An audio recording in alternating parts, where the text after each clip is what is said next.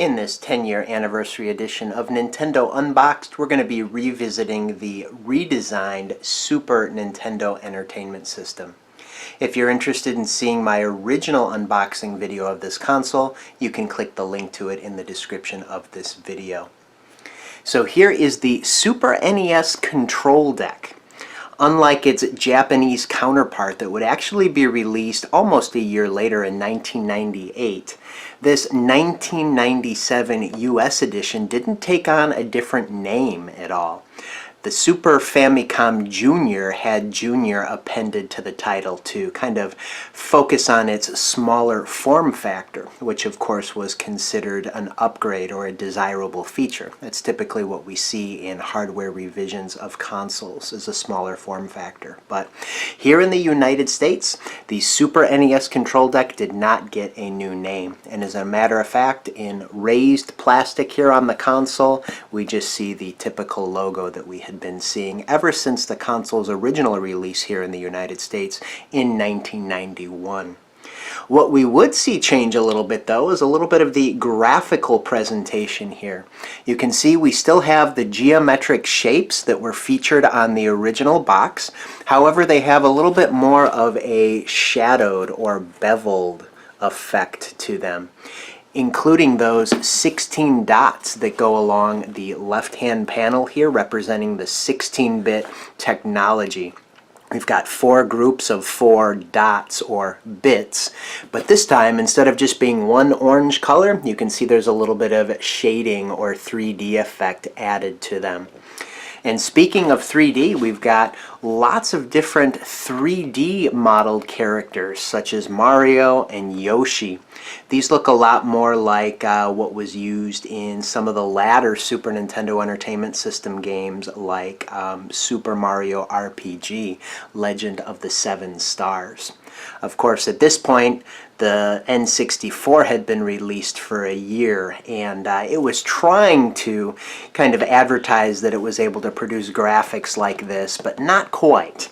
The Super Nintendo at this point certainly couldn't put out 3D graphics like this, but hey, these were the 3D models that were actually used in creating games like Super Mario RPG and Donkey Kong Country. So I think it was an appropriate advertising mechanism here for this newly redesigned Super Nintendo Entertainment System. So let's take a look and see what we have.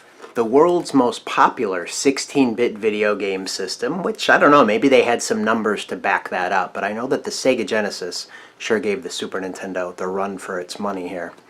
Choose from a game library of over 700 titles, and then here we've got a little note here, see back for connection information, because yeah, one of the cost-saving measures was the video output, so we'll take a look at that.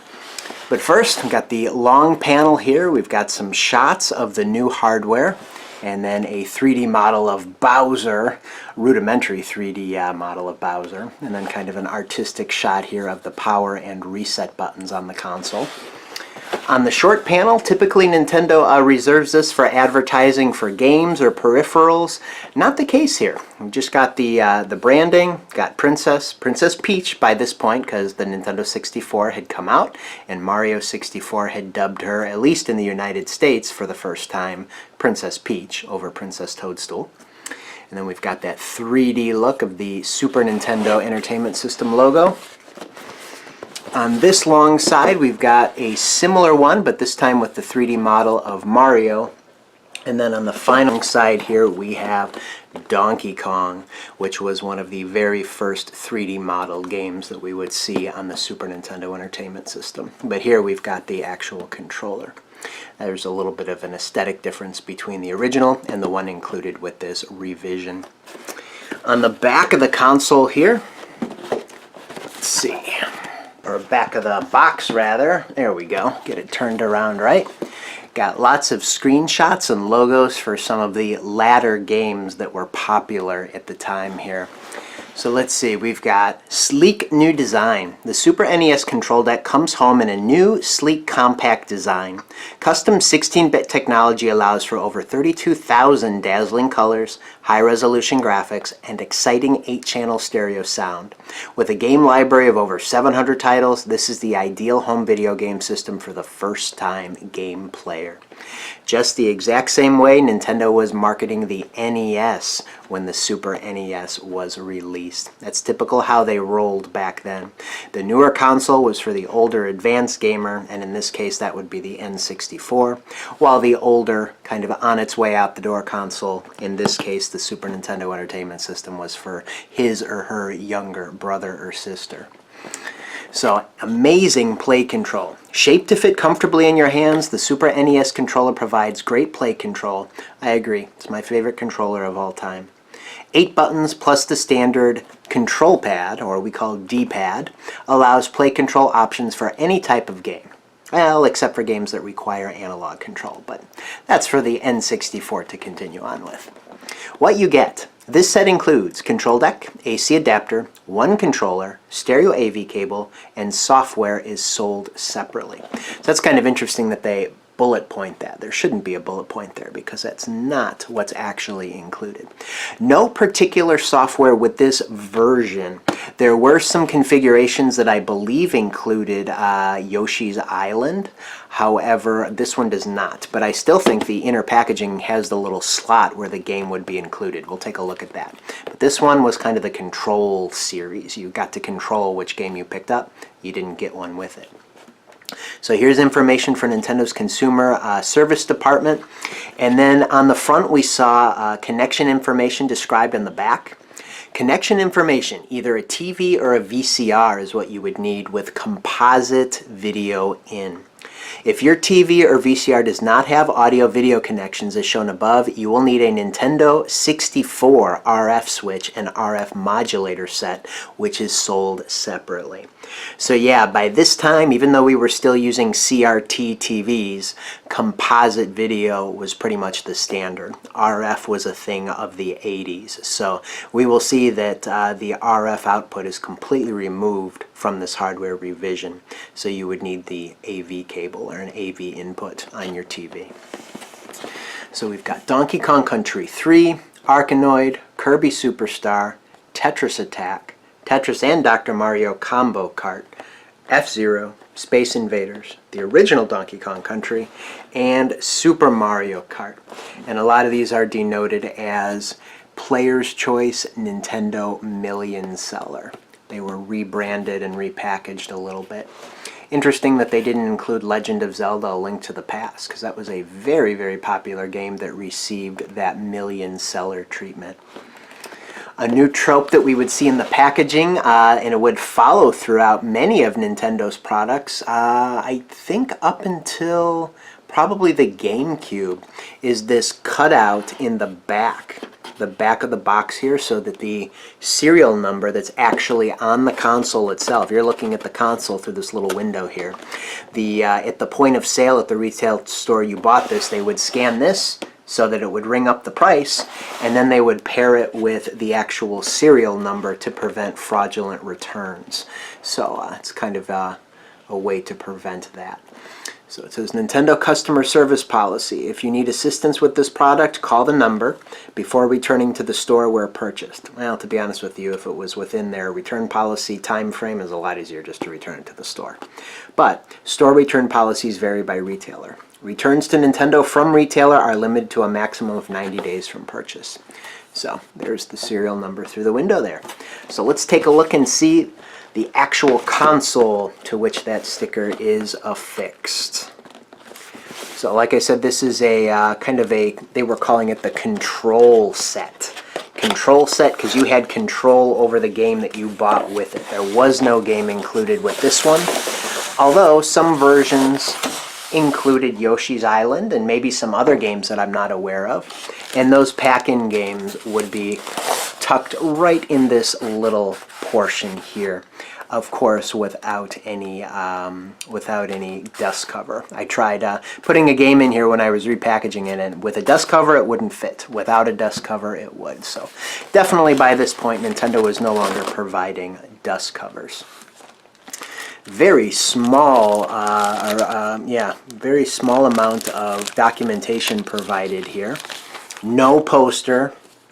All you have is your consumer precautions. Be careful, kids. Your Nintendo Power subscription with Donkey Kong prominently featured on there. Fill out the form. Now we're seeing lots of Super Nintendo titles featured, as well as some N64 titles. I see Wave Race 64 here on this cover of Nintendo Power. However, you could get a free player's guide, and a lot of the Super NES games at the time that were very popular and had player's guides were among those options. So, kind of a Yoshi's Island themed Nintendo Power subscription along with Donkey Kong. And we've also got Mario Kart 64 there, which was released in 1997. And then finally, the instruction booklet. All monochromatic, no color, not even the cover.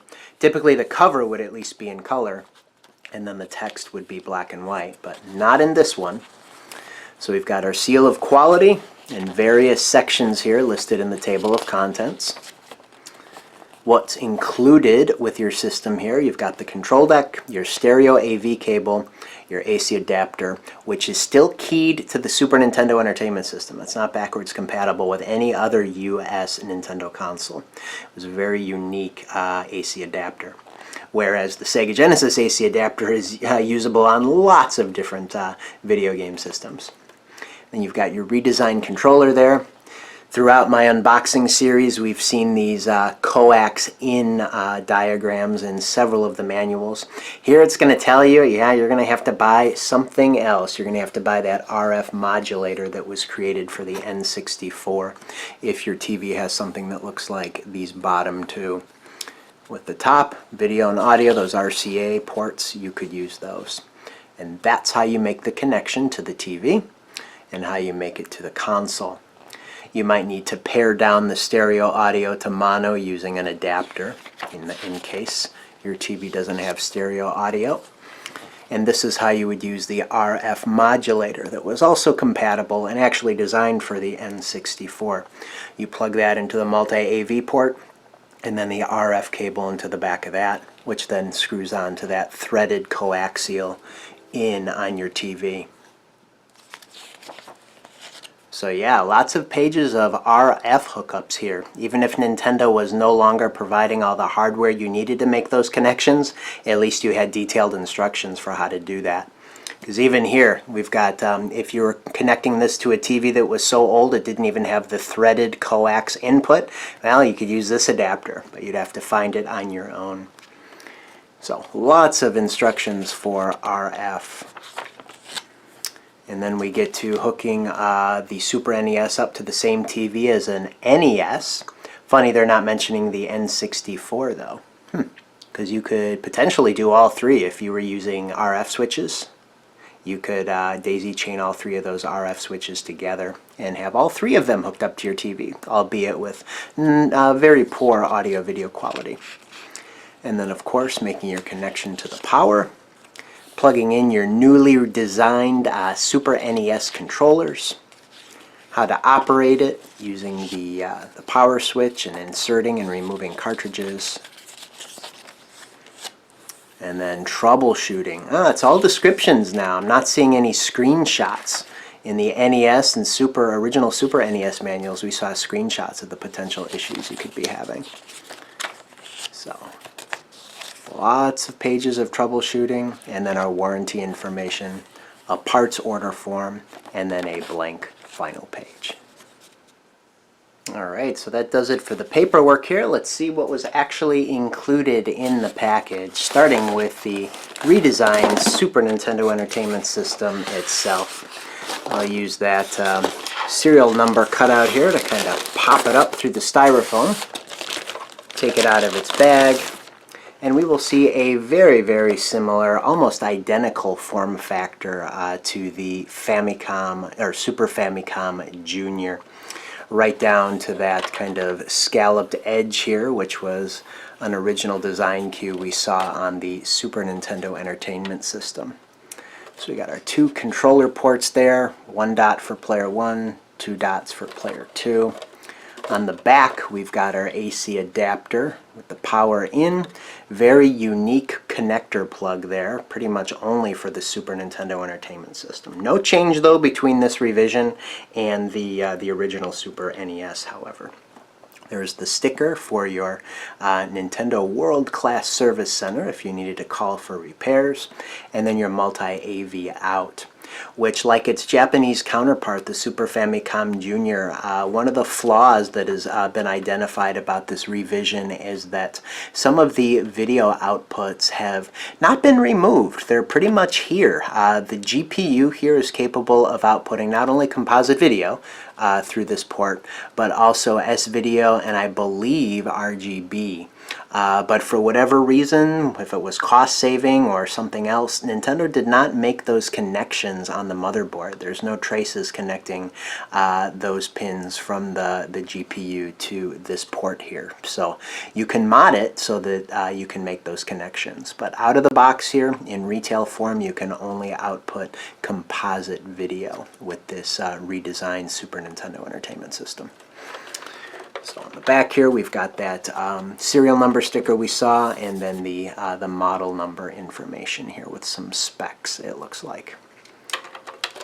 So flipping it over to the top, this is where we see some of the main differences between it and its Japanese counterpart. We've got the Super Nintendo Entertainment System branding, the reset button, and then the power switch that are purple to match the original aesthetic of the Super Nintendo Entertainment System, whereas these would be darker gray on the Super Famicom Junior.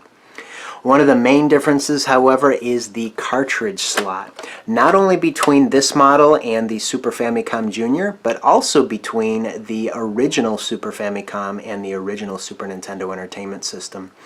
The cartridges in the United States were a little bit larger, so we'll take a look at some of the differences here and talk about the physical region lockout.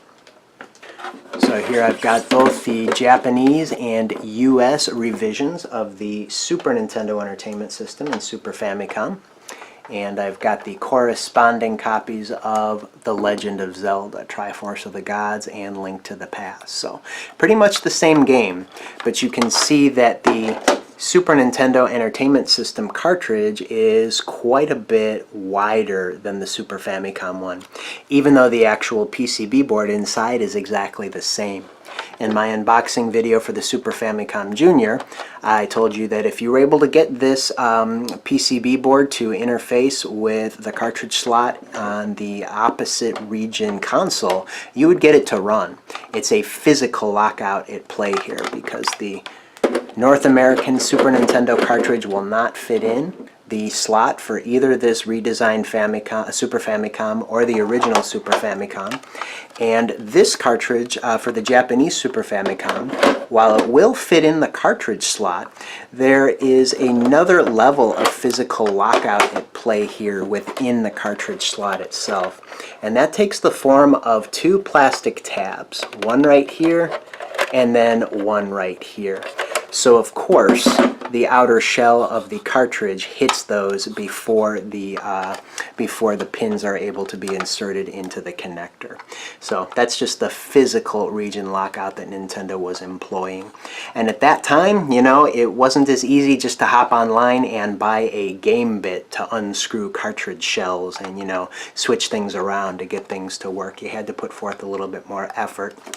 Some people recommend using a Dremel tool or other type of tool to kind of break off these tabs, which I don't like to do that. I like to keep things as they were originally made. So you can buy adapters, you can swap out cartridge shells, things like that. But that physical region lockout was something we saw with Super NES and Super Famicom.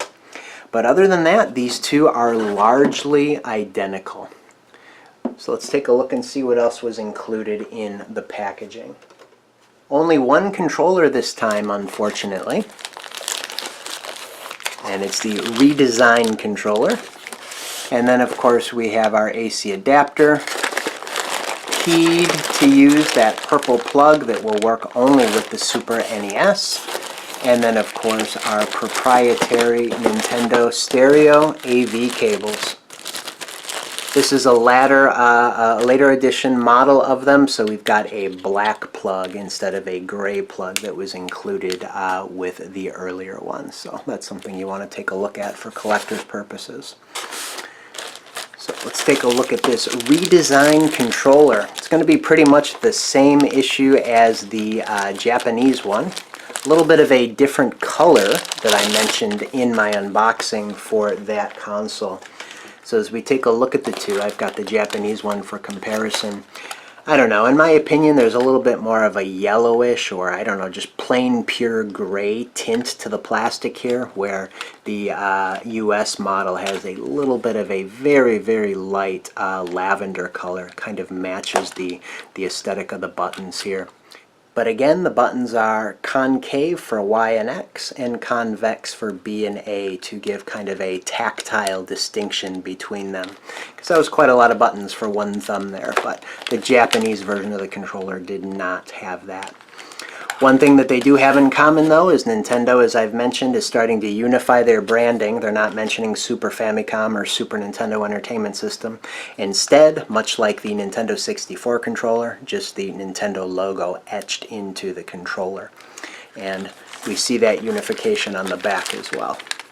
It just says Nintendo controller, not Super Famicom, not Super Nintendo Entertainment System, just the two logos there to make it so that it's for both of them.